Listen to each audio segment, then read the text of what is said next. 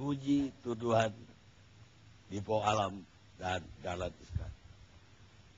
Sekarang saya mau ke Yuna Farhan. Ini saya sendiri orang luar bingung lihat apa yang terjadi di DPR ini.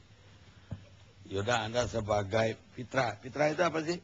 Forum Indonesia untuk Transparansi Anggaran. Transparansi Anggaran. Iya. Bapak udah sampai apa ini? Hajar menghajar ini. Ya, kalau kita melihatnya sebetulnya apa yang disampaikan Pak Dipo dan Pak Dahlan itu patut diacungi jempol lah. Tapi sayangnya kan digebukin juga pada akhirnya gitu kan. Ujungnya sekarang anginnya sudah berubah, sudah digebukin gitu.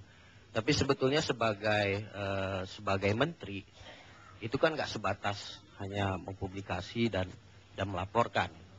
Sebagai menteri dia kan punya akses kekuasaan. Dibandingkan dengan kita ya kita memang teriak-teriak saja di luar gitu. Sulit buat kita merubah kebijakan. Menurut saya baik DPR maupun pemerintah ya bisa dibilang sama-sama bebalnya. Jadi bebal ini bukannya bodoh atau ini sudah tahu gitu tapi tetap terus terjadi. Jadi apa yang disampaikan Pak Dipo dan Pak Dahlan ini kan sebenarnya mengkonfirmasi hal-hal yang sudah terjadi gitu. Kita sudah tahu semua itu.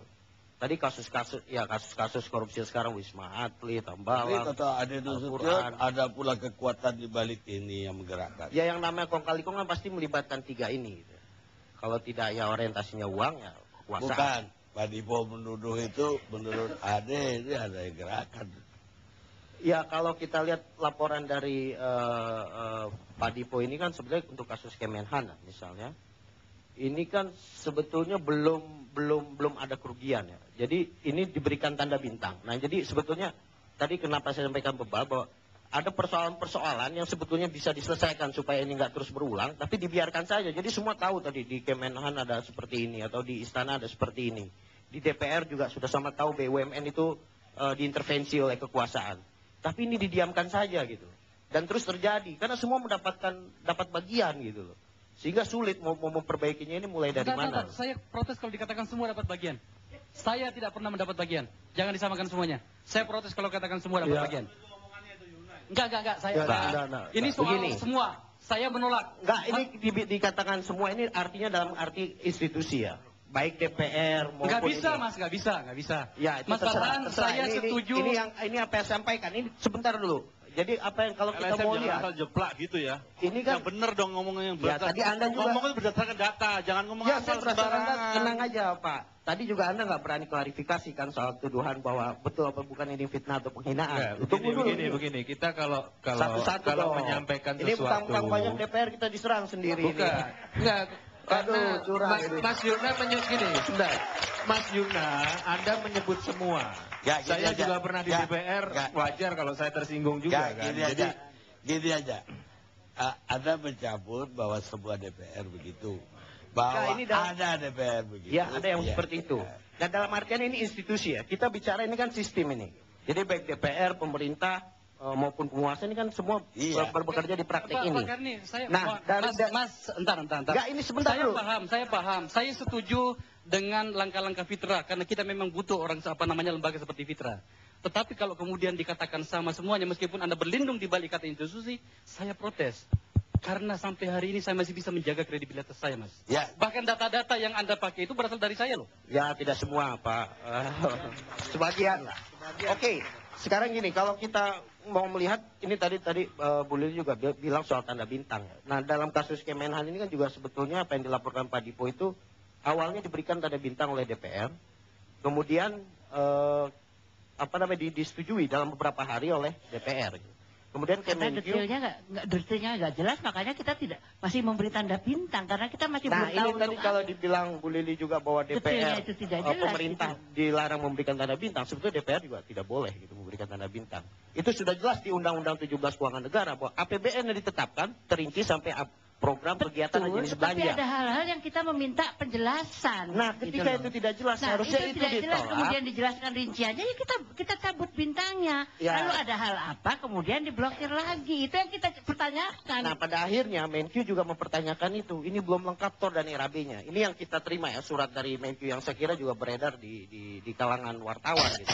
Nah artinya apa? Bahwa dua-duanya ini kan sudah sama-sama salah. Tidak ada kewenangan memberikan tanda bintang sehingga ini membuka ruang dari praktek kong kali kong itu tersebut. Nah kalau kita melihat laporan terkait Pak Dahlan juga BUMN ini saya kira juga DPR itu sebetulnya saya agak bingung nih. Memang DPR memiliki kewenangannya terkait membahas anggaran, fungsi anggaran, dan BUMN ini kan mendapatkan penyertaan modal. Jadi wajar kalau DPR membahas penyertaan modal dan target dividen ataupun pinjaman. Tapi kalau sampai ke mitra BUMN ya menurut saya ini udah salah. Nah maksud saya yang salah-salah ini yang diperbaiki gitu. Jangan dibiarkan terus-menerus gitu. Jadi Terus tidak kalau bisa Dahlan juga nggak boleh diperbaiki ya. Dahlan salah 37,6 belum dijawab, tapi DPR sudah diserang seperti itu. Oh, iya, Jawab itu juga, dulu itu. Iya, itu juga harus 37,6 itu harus dijawab dulu oleh Dahlan, baru diperbaiki DPR. Bukan dirusak dulu DPR-nya, baru dia yang betulin BUMN-nya. BUMN-nya yang dibetulin, bukan DPR-nya, Iya, Pak. kan tadi Itu yang gitu, yang fair dong. Kalau jangan menilai Dahlan kan berlebihan Anda. begini bos, kita nggak bela DPR, nggak bela pemerintah juga. Dua-duanya harus diperbaiki nih. Jadi begini, tadi kan saya bilang, ini kan Pak Dahlan sama Pak Dipo ini kan menteri gitu. Menteri ini kan dekat dengan punya kekuasaan gitu, dekat dengan presiden, dia bisa ngomong, Pak ini pembantu presiden nih. Tolong ini ada penyimpangan. Jadi selain melemparkan ke publik dan juga melaporkan, ini patut kita acungi jempol. Gitu. Tapi dia juga harus bisa ini mencegah ini agar tidak terjadi lagi. Jadi nggak cukup hanya sekedar melempar bola panas. Itu presiden bilang itu tindakan pribadi. Nah ini juga salah. Menurut kita presiden nggak bisa juga begitu. Karena ini kan kabinet dianggap pemerintah kan dianggap satu komando. Beda kalau tadi DPR ini bukannya saya bela DPR ya. Kalau misalnya DPR ini beda-beda gitu, suaranya beda-beda karena memang banyak partai politik. Tapi kan ini presiden yang mengangkat semua jajaran. Ini kan pembantu. Seharusnya kan satu suara gitu. Satu suara dalam menyampaikan ini gitu. Bukannya tidak bisa juga. Kemudian pada akhirnya tindakan Pak Dipo juga digebukin gitu. Dan sudah tepat juga ke KPK. Yang lebih menduki, apa benar banyak anggota DPR yang berladang di BUMN? Ya kalau kita bicara soal berladang atau tidak, tadi saya kira udah banyak diungkapkan. Tidak hanya DPR, tapi juga eksekutif, termasuk punya kekuasaan, apalagi juga yang mengangkat direksi BUMN. Tapi yang kita melihat di sini sebetulnya saya tidak melihat satupun di 17 gitu ya. Walaupun DPR punya kewenangan membahas penyertaan modal dan dividen, menentukan target dividen, sebetulnya sampai mengintervensi ke direksi bahwa ini apa sih bisnis plan-nya? Saya kira ini udah bukan kewenangan DPR. Masih banyak pekerjaan yang jauh lebih besar dibandingkan itu gitu. Iya betul, DPR mengucurkan uang, tapi kan jelas kalau kita lihat di 17 maupun di BUMN, mungkin Pak Said itu nanti juga bisa klarifikasi bahwa kekuasaan BUMN itu kan sebenarnya di Menkyu. Menkyu meletakkan kekuasaan itu ke Kementerian BUMN. Nah seharusnya yang di depan itu ketika pembahasan penyertaan modal itu Kementerian BUMN. Apalagi tadi disampaikan juga bahwa proses dari apakah suatu BUMN layak mendapatkan penyertaan modal lagi, itu sudah melalui proses yang sangat panjang di Kementerian Keuangan, di BUMN, dan tim-tim lainnya gitu. Jadi kenapa ini masih harus dibahas lebih detail di DPR gitu. Artinya bahwa ada yang salah ini yang saya katakan tadi bahwa kenapa ini terus-menerus dibiarkan. Semua tahu ini dari anggota DPR tahu, kementerian juga tahu, ada permainan di sini-sini tapi terus terjadi gitu. Nah ini kan sebetulnya praktik yang sudah mengkonfirmasi, tapi kita nggak pernah ingin memperbaiki. DPR semua kan punya kekuasaan membentuk undang-undang. Begitu juga dengan pemerintah. Tahu ada kong kali kong di kementerian lainnya, kenapa nggak dicegah? Gitu. Ini yang kita pertanyakan. Bang Karni, boleh sedikit aja Bang Karni, sedikit aja. Ya, jadi gini, kalau kita lihat kerugian di BUMN itu kan sudah puluhan tahun terjadi. Merpati ambruk itu juga karena kesalahan eksekutif. Garuda juga sebenarnya waktu itu hampir ambruk. Bank-bank BUMN ya terpaksa direkap, di merger dan sebagainya.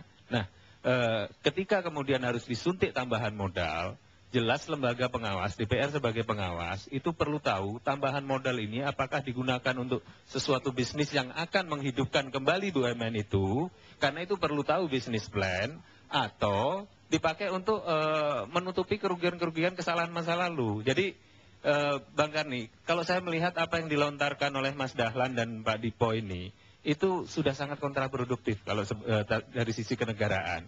Karena apa? Karena sekarang jangan kaget kalau nanti teman-teman DPR sudah malas lagi membahas PMN dan sebagainya, berapa BUMN yang akan ambruk kalau nggak mau dibahas lagi. Ya. Tapi itu kewajiban DPR. Mas. Betul, itu kewajiban. Akan tetapi dua menteri ini sudah melakukan sesuatu yang di luar pakem kenegaraan Ya, yang itu kan semestinya. soal lain. Ya, nah, Baik, Mas Sujiwo Tejo.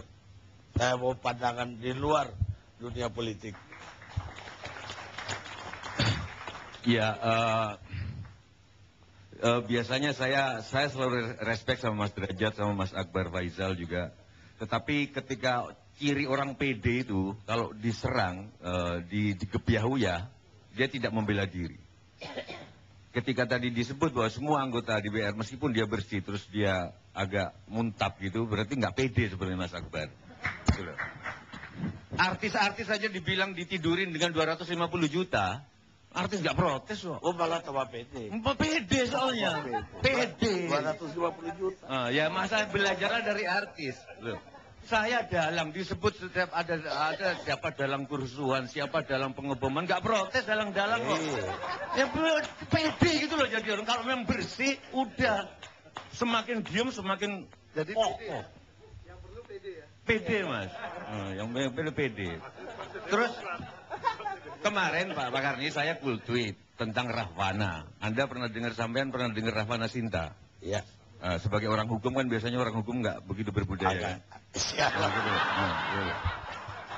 Loh, saya sering ngomong problem mendasar Indonesia itu kebanyakan advokat, kekurangan pramugari, Pak.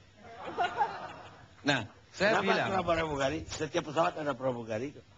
Oh iya, tapi masih kurang banyak dibanding advokat, Pak. Jadi keadaannya jadi kayak gini ini. Jadi maunya pramugari berapa orang? Lebih banyak 40 kalinya advokat lah gitu. Enggak, saya bilang. Rahwana Sinta itu nggak bisa disalahkan karena Sinta itu anaknya Rahwana. Terus mereka bilang buktinya apa? Lu gimana aku bisa membuktikan wayang mau sencuri aja susah dibuktikan loh. Gitu loh. Nah, problemnya sekarang kita main kepercayaan aja. Kepercayaan itu yang nggak ada. Cuman ganti-ganti istilah sekarang istilah kong kali kong. Dulu sebenarnya pada zaman Pak Harto juga udah ada secara kebudayaan yaitu TST, Pak. Endande TST, tahu sama tahu. Sebetulnya sudah ada, cuman waktu zaman Pak Harto belum terbuka, sekarang terbuka. Orang bilang menurut ramalan Joyoboyo yang diterjemahkan oleh Ronggo Warsito Bujangga Bapak Pak SBY ini jenis satrio dari 9 satrio Piningit itu jenis satrio boyong pambukaning gapuro. Jadi satrio yang memindahkan orang membuka gerbang bagi lahirnya pemimpin baru. Entah itu Gita Wirjawan, entah itu Dahlan Iskan, entah itu Rhoma Irama, nggak tahu. Gitu loh. Loh, soalnya kan ramalannya kan Noto Nogoro. Ro itu ada loh Pak, itu Rhoma Irama.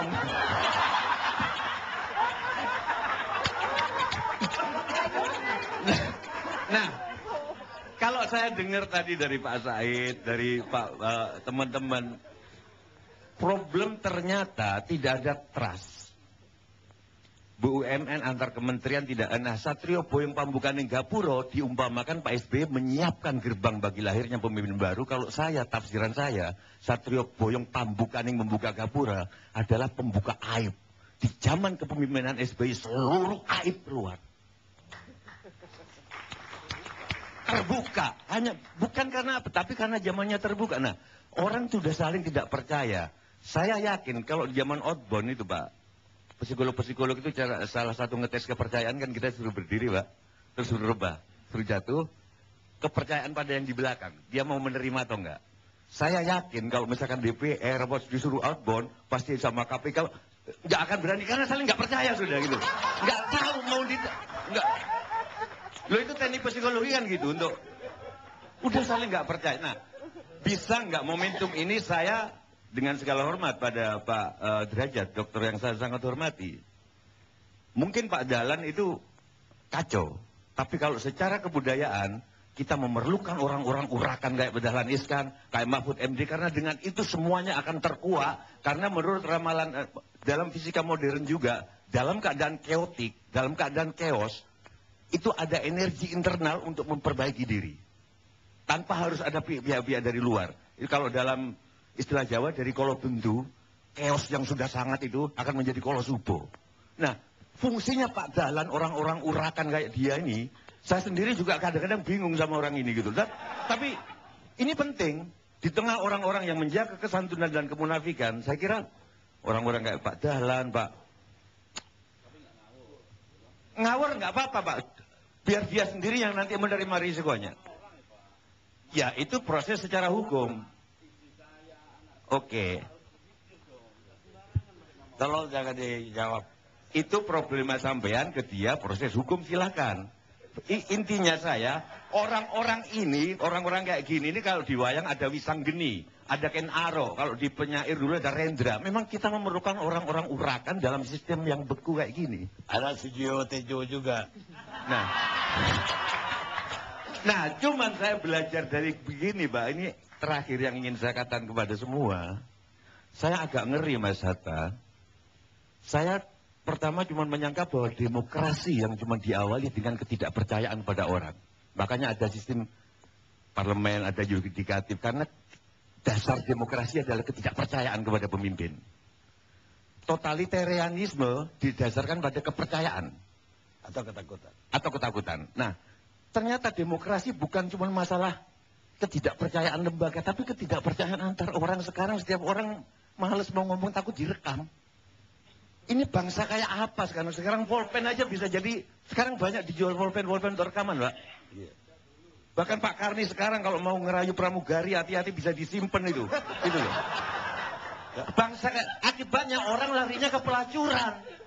Bangsa kayak apa yang bercintanya dengan, mohon maaf, dengan pekerja seks profesional. Tidak ada cinta. Takut direkam. Gimana bangsa ini gitu? Coba ini curhat apa ya?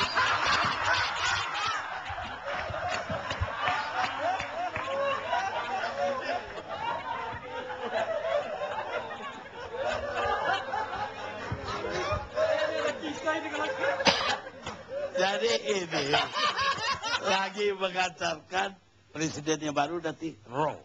Kita